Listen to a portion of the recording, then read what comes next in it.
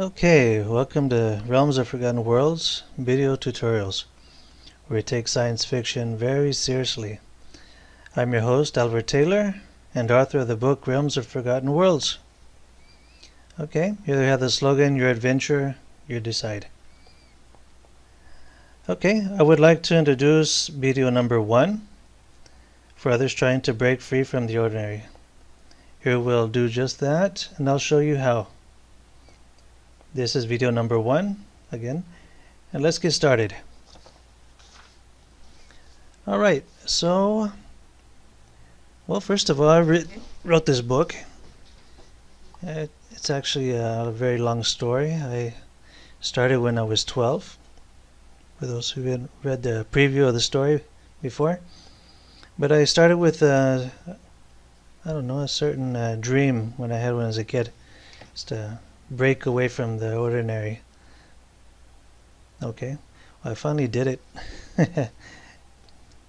And here's the book, already finished. Back in July I registered it and it's ready now. Okay, but enough for that. This tutorial is about multi-option. What is multi-option?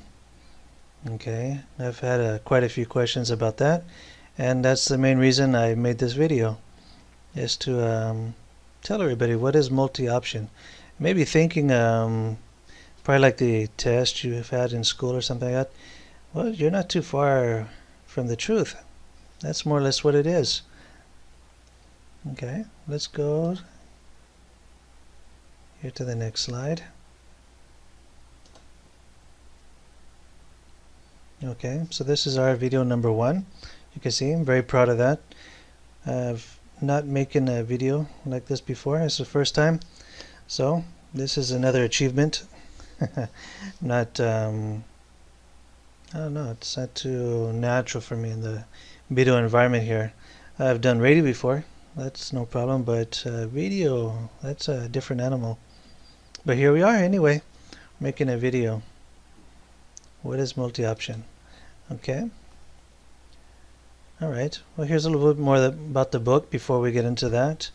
It goes hand in hand. I'm also doing this to promote the book, obviously, but also, yeah, to help those who want to get into this. Also, this is also to promote the writers, most of all, because I need some more reading material, and I really like this type of reading because it challenges the mind. I'm really into that. Okay, so this book that I wrote, Realms of Forgotten Worlds, you can see the very first part there says 71 decisions. Okay, I'm very proud of that. It took quite a bit of work, and I'll show you why here a little later. Okay, 234 chapters. It may sound like a lot, but this type of book, I realize it needs to be really short because we're doing a lot of things. There's a lot of changes in our story. So 234 chapters is it's quite moderate. Okay, but we do have 70 tragic endings. Okay, there's our main character finds quite a few ways to get into trouble. Or you as the reader, you decide on that. And one goal, stay alive. But we have the option of always going back, right? Not like real life. You get into trouble and you're in trouble. Here you could just go back a few chapters and you start it over again. Alright, and we're going to be looking into parallel worlds, just like this cover says. It's actually my childhood dream, parallel worlds. Back in the 80s, I'm not going to reveal how old I am by telling you that, but back in the 80s I've always had this, the dream, parallel worlds. Of course now there's quite a few movies like that, but this is starting in the 80s. I don't know if that's more original. Hope it is. Okay, and from a very unique point of view. That's not an understatement. Okay, quite a bit of work has gone into this book, and it is quite diverse. You have let's see here, some romance, tragedy, of course, 70 tragic endings, space adventure, that's really exciting, terror, that worked out quite nicely actually to get terror into this book. Okay, so just a bit of everything. and not really comedy, but pretty much everything else. Okay, so a very ambitious project. All right, back to our first question. What is multi-option science fiction? Okay, well, imagine a test that you took in school. You just kind of fill in the little circles. Okay, pretty much like that. Although I hope you're not writing in your book. Those who have been ordering the physical book, hardcover. Okay, so we have the options. Okay, so you go just like an exam, A, B, C, or D, up to 4 decisions in some chapters. And you may be asking why go through all the trouble. Okay, well, most people I know, they've been looking for something a little more challenging to the mind. I know I have for quite a few years. Something that makes you think, first of all. Something that makes you get in a little more into your story. All right, that's part of the idea, just to get your mind going, and it's a lot more rewarding when you get into your stories. Not like just reading a different story, just different words and the same type of theme.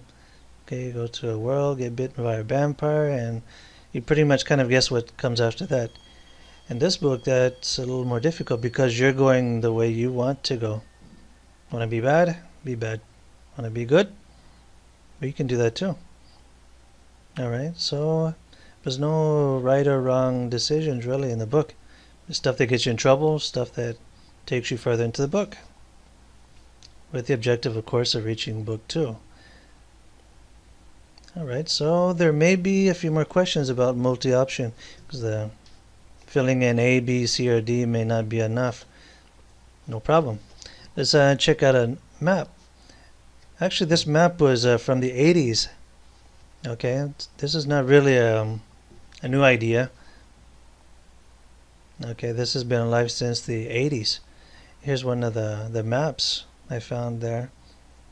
Okay, so before things were drawn out by hand, get a pencil and start drawing idea number 1 and connect it to 2, then 2 goes to 5, 6, 10, and so on. You can see here in the map, pretty thorough map actually. Of course, there wasn't the technology we have nowadays that thankfully we have now. So don't let this map discourage you. It's a whole lot easier now to do this type of writing. This is a map that I just drew out really quickly for an example. You see we have the central idea. That's where you want to start. This is called brainstorming. This is a really, really important part of developing the book. This may take, I won't say a year, but maybe a month or 2 to get your whole book laid out, so you can go back and understand what you wrote down. Okay, that's the most important part. Things can get kind of entwined, like a bunch of string. You just make a big knot. That's why it's really important to have a nice map, nicely laid out, and you can see here I have it balanced more or less. That's kind of the idea, have the ideas balanced, because each line you have experience. Your character does something, gets a scar, has a traumatic situation, gets hit by a train, so forth, etc. Okay, so you have to keep your ideas kind of level, because at some point you may want to come back. If you're making a physical book, paperback, hardback, your objective is going to be saving paper, because that's a big cost. Right now, the big obstacle I have right now is sending the book to different countries. Okay, so it goes by weight. I got a pretty thick book, 1,326 pages. It's kind of heavy for shipping. But back to the map. Don't think about that right away. You might get discouraged even before you start writing. That's not the point.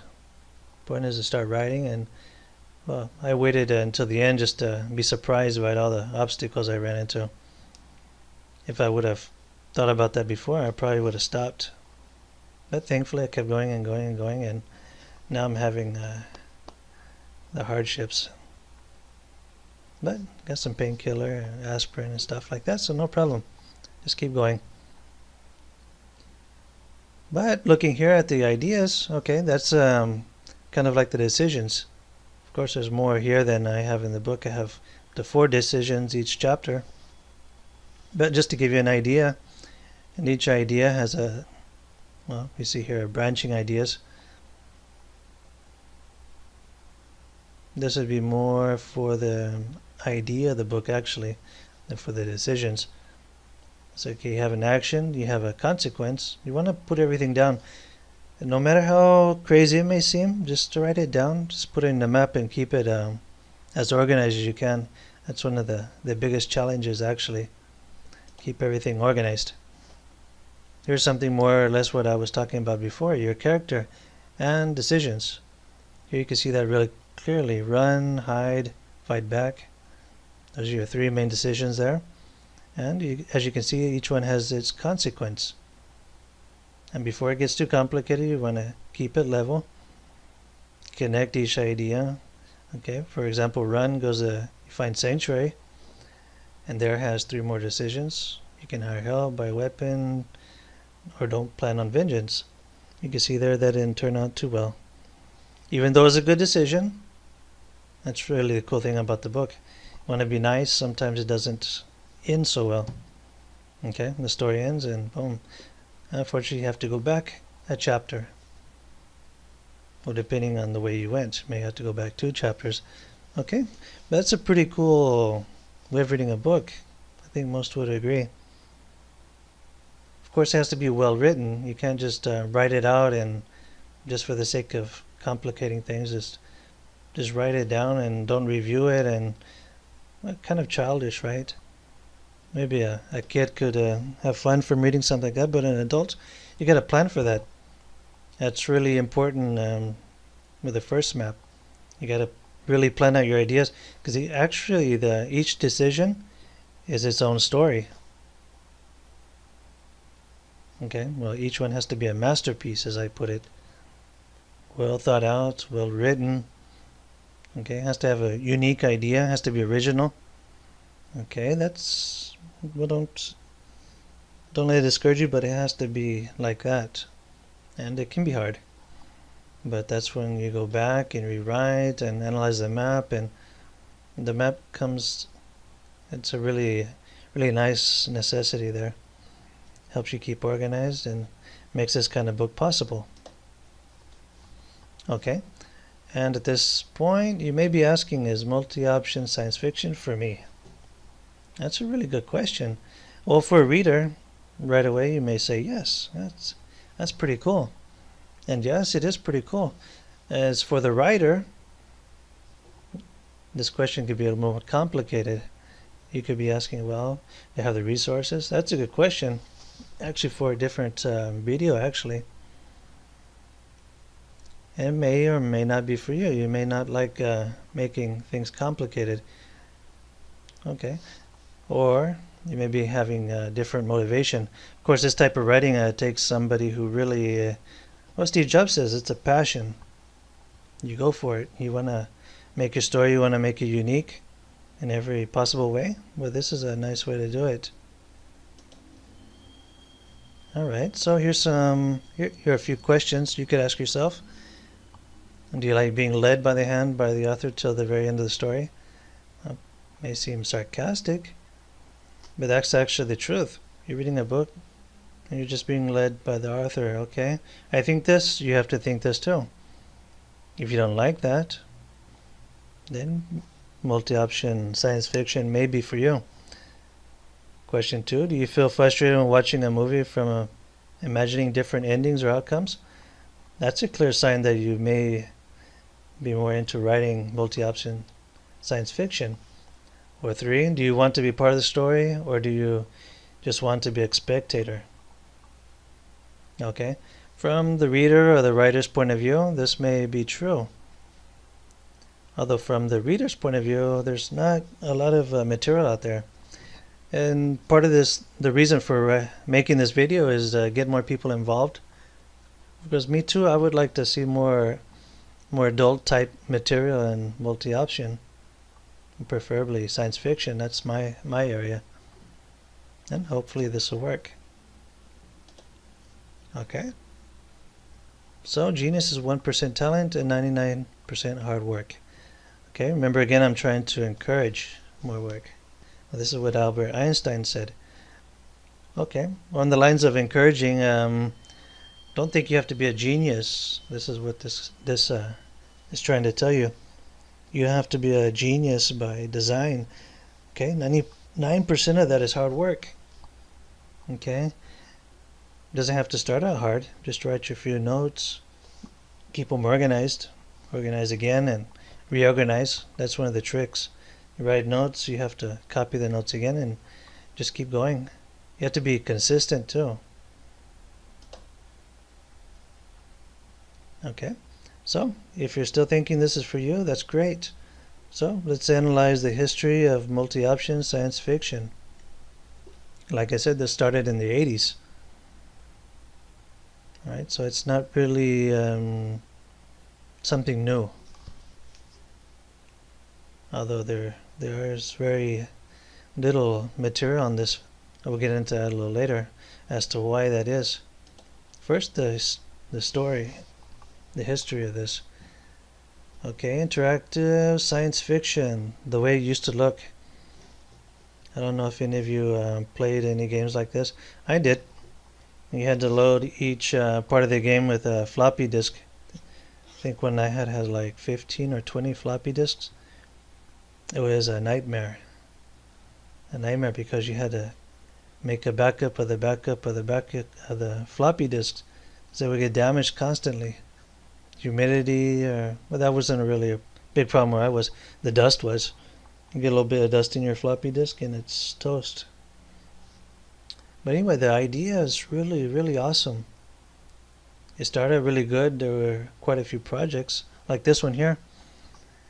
But not sure what happened. People just got sidetracked. I think Hollywood had a lot to do with it. Got people thinking from the television and not really thinking but following. This is kind of like challenging the mind here. Really good idea, but people just kind of got away from it. Okay, so the question we asked before that other slide is, why isn't there more multi-option science fiction? That's a very good question, because there's a lot of people out there who are searching for something new, something more challenging, something they can get into, a story that they can really, really get involved, you might say. So that's a very good question. Let's see why. All right, let's just get down to the part where nobody wants to see. Okay, the basics of life, time and money. Well, time is money. How much is your time worth? Basically, that's what your boss is paying you. So time is money. All right, so a typical book, we can see here in this chart that it's less time. Well, depending, right? Because we have some really good authors who wrote really, really good books and it took them years. But on average, a typical book is less time. Why? Because just one story. Like we said before, a multi-option book is several stories. So actually when I said I took several years to write the book, I shouldn't feel that bad. So actually I wrote several stories and put them into one book. Okay, so that takes more time. So more time, we can see here, is more money. And money and the sense that was my time. Okay, typical book, less times. So the logical thing would be to make a typical book, right? Unfortunately, this is true. And a really critical thinking type person will say, well, I want to spend 3 years writing a multi-option book, or do I want to spend 1 year writing a typical book? All right, I may maximize profits, which is also unfortunately true. Okay, so here comes the two types of writers. One that writes for money. Unfortunately, there are people like that. And people who write for dreams. And I think this fits the category more of science fiction. Because you have to be really, really into what you're doing to write something in science fiction. I don't think just anybody can write science fiction. So you have to be a dreamer. You have to be more like, really like comparing to Steve Jobs. He has a really nice way of thinking about these things. You have to be passionate. You have to be into what you do. You have to love what you do, I think he said. All right, so I definitely don't write for money. That's pretty obvious for people who know me. All right, I kind of left all that to the end. All right, so if you write for money, the logical thing would be to write a short book. All right, because you're looking at money from the very beginning. You're looking to maximize profits, probably for fame and fortune and all that, which I can't really judge anybody. If they do that, then good for them. But if you're writing for dreams, that's along my lines, and I congratulate those people. Don't get discouraged if you're considering writing a multi-option science fiction, hopefully. You'll be writing a longer book, a shorter book. Maybe it's possible, maybe not. Children's multi-option books are shorter. But actually, for my taste, I would prefer a longer one because, well, you get a book 1,326 pages. I did a test run to reach book 2. It took me about 15 minutes. Obviously, you don't have to read all the pages to get to the end, right? But, well, that's pretty much the idea of a longer book. Okay, you just want to get a better experience in there, right? Well, you're looking to please more people. You're looking to, if you have a dream, maybe you have several dreams, and it gets a little complicated.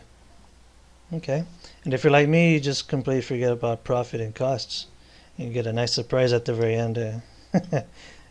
when you don't get anybody to edit your book or nobody picks it up. Well, that's like a bath with cold water. But anyways, that's a different story.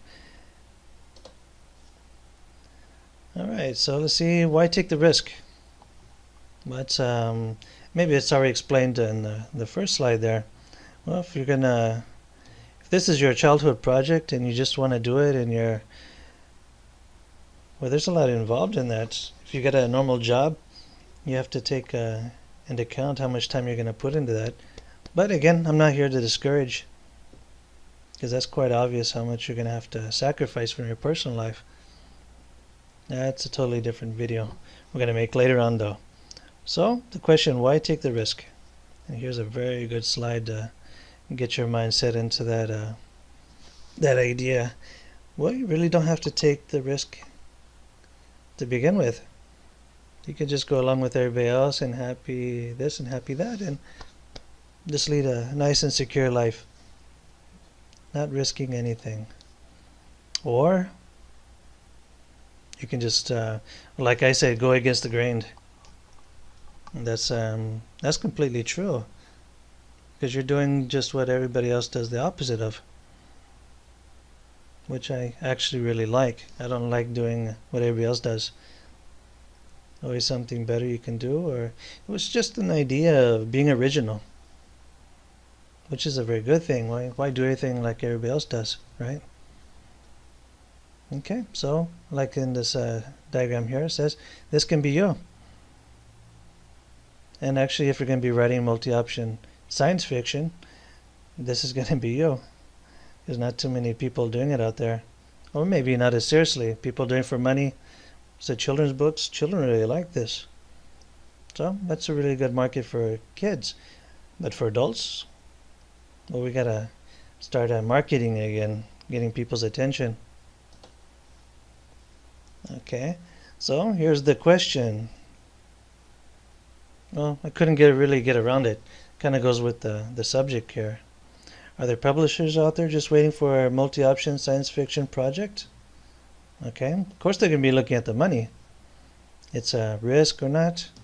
Well, here's a personal experience I had right here. Kind of saving face, a contact I have here. It said, that doesn't sound like something we'd do, but I wish you luck in current your game to CS. Okay. Of course there's more emails like that. Some who didn't answer, some who did, kind of beat around the bush. But basically that's the response I got. Okay. So those of you who are planning this, well, maybe don't plan too much, but kind of know that you're going to probably be doing self-publishing, unless you have a little bit more luck than I did. which is fine. There's a lot of platforms now to self-publish, and there's a lot of tutorials too, thankfully. All right, so reaching the end of the video here.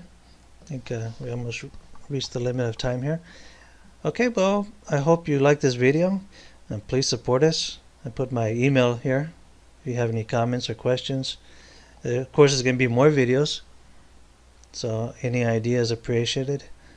Send me your comments, and if you want to visit me on Facebook, I just started getting social again after all this time. I made a Facebook account. You can find my page there, Multioption SciFi. I'd be really glad to see you there. And thank you.